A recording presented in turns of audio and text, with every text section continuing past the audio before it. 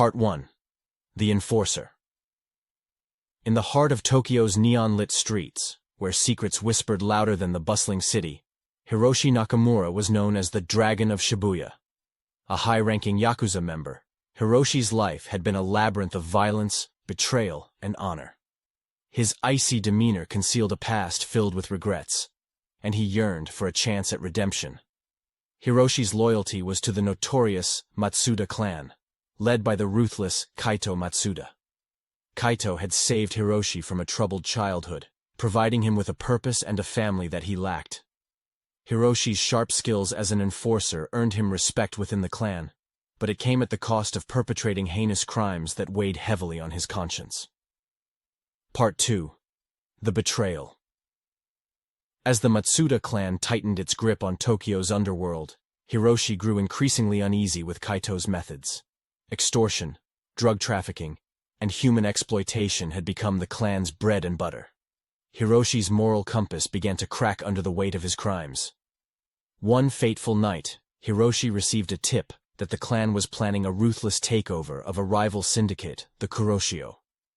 The Kuroshio had a reputation for being honorable in their dealings, and had even helped Hiroshi once during his early days in the Yakuza.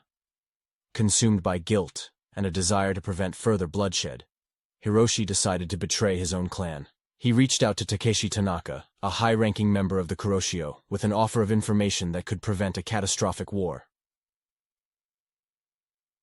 Part 3. The Price of Redemption. Takeshi Tanaka met Hiroshi in a dimly lit alley, his face shrouded in shadows. Hiroshi divulged the Matsuda clan's plans, providing details of their weapons stash and the timing of the attack. Takeshi was initially skeptical, but agreed to investigate the information. As Hiroshi's treachery became evident, the Matsuda clan discovered his betrayal. Kaito Matsuda, a man Hiroshi had once seen as a father figure, ordered a brutal manhunt for him. Hiroshi was hunted like an animal, with his own former comrades on his trail. The city's dark corners became his sanctuary, as he narrowly escaped capture time and again. Part 4. Redemption's Endgame.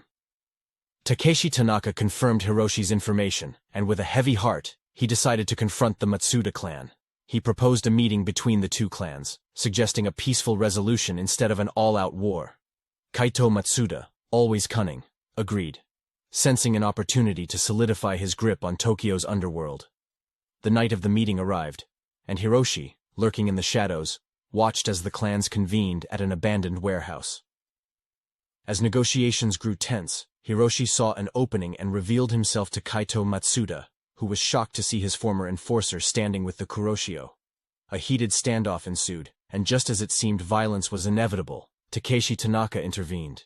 He pleaded for a peaceful resolution, reminding both clans of the senseless bloodshed they were about to embark upon.